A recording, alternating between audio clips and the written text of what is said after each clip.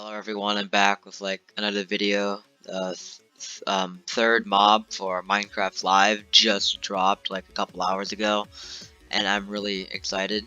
So I thought I'd just make like a little quick video talking about my thoughts on all three of them and what I think they mean for Minecraft and my thoughts on them compared to the previous mob disaster in this last year's mob. But I'm not going to show the trailers in them. Well, I might just put like in the background with muted muted video or whatever. But this is just basically just gonna be talking about my thoughts on them, like what they do and stuff like that, because I find this stuff really interesting. Anyways, let's get into it and let's start talking about the very first mob that was announced, the Glare. Okay, so as I'm sure you all are aware of, last year Minecraft's live vote was quite controversial, since many would argue that it was kind of rigged by some certain influential YouTubers and community members who kind of had like complete control over the vote, and we arguably had some of the worst candidates like we've had at any time last year. We had Frozen Villager, Yellow Cow, and Glowball. That's pretty much what we had last year. It was not a good time. This year, however, it seemed to be setting up a lot better. Whether it'll be rigged or not, I can't say, but what I can say is that I like the Glare.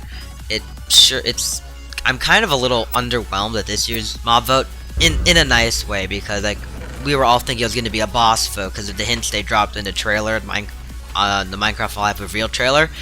But no, it's just three ordinary mobs, but that's not a bad thing. Like, I honestly think the Glare is more like useful to the game, like, and just a better mob overall than all three of the mobs last year combined.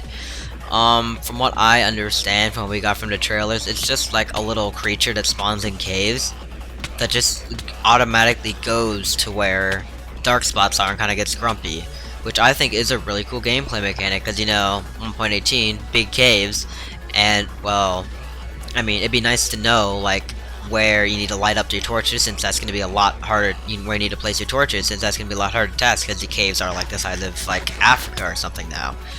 So I honestly really like the first mob. Is a great first impression. I'm not gonna lie, I was worried this year. I was really worried this year about what they were gonna do with the mob vote, since it was kind of like a dumpster fire last year.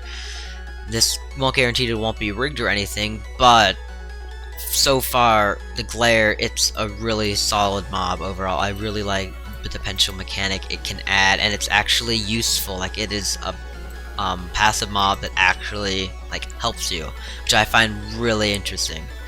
So yeah, the Glare is, I'm feeling pretty solid about the Glare. If this is the mob that got into the game, I wouldn't complain. I'd be quite happy, not gonna lie. But this isn't the only mob that we have, so let's move on to the next mob, the Allay. Well, I'm kind of disappointed because I forgot to turn my mic on, and my entire 2-minute long recording of me talking about the Allay got completely deleted. So I am very sad now. Anyways, I'm not gonna lie, I was right after this came out, like, I watched a trailer for Murder Drones, like that new show coming out on the Glitch channel, like in late October, and I thought it looked a lot like some of the Murder Drones, which I thought was hilarious. Anyways, the Allay is a really unique mob. I think it is like the Glare, it brings something new to the table, something fresh, something exciting. It like, I'm not for sure exactly what it does. All I know is that if you throw it an item, it'll go collect it, but will it like just make that item out of nothing? Will it, like, if I throw it a bone, will it collect bones like from drop skeletons, or will it just bring me bones that don't directly have to do with the skeletons? Like, if I'm underground and I throw it a golden apple, will it bring me some golden apples and like a golden carrot, since it says items like it? Or will it just like, just bring me a bunch of golden apples? I don't know.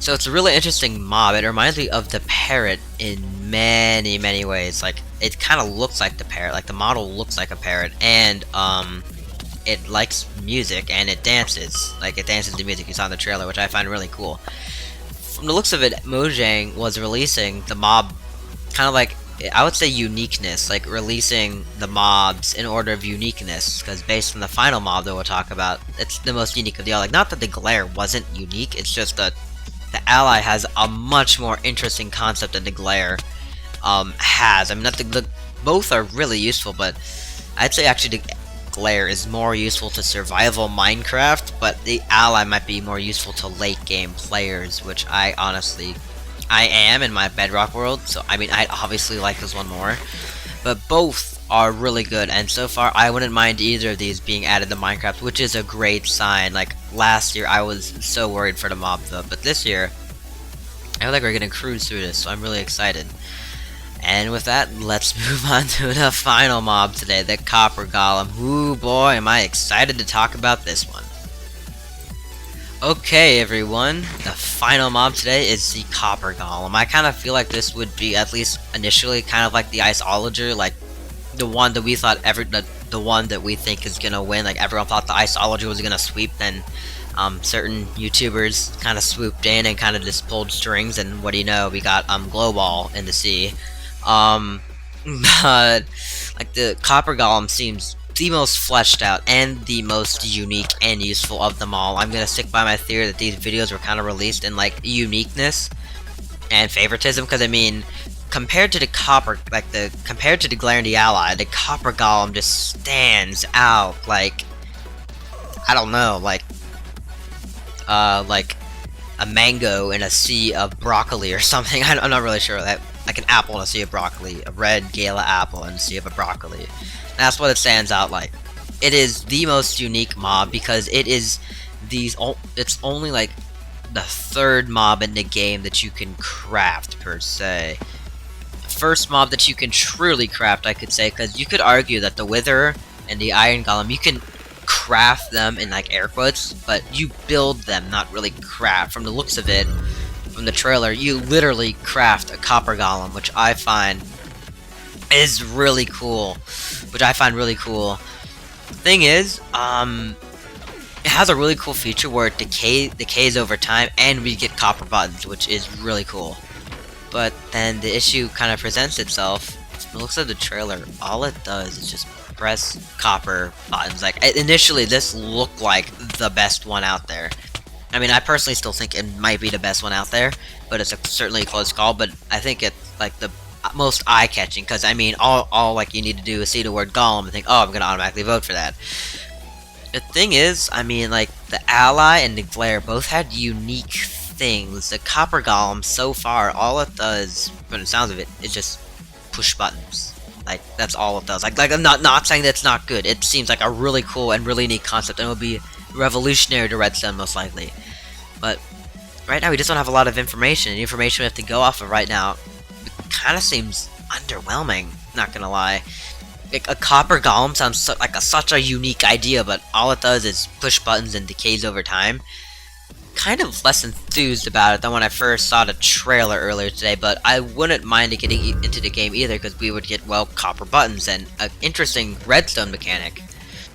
So yeah, now pretty much time for some closing thoughts from me, and I'll see you in a second. Okay, so closing remarks. All of these mobs, infinitely better than last year. We are not gonna have a repeat of last year, at least mob-wise, because all of these bring unique concepts to the game. All of these look interesting. All of these seem like fleshed out.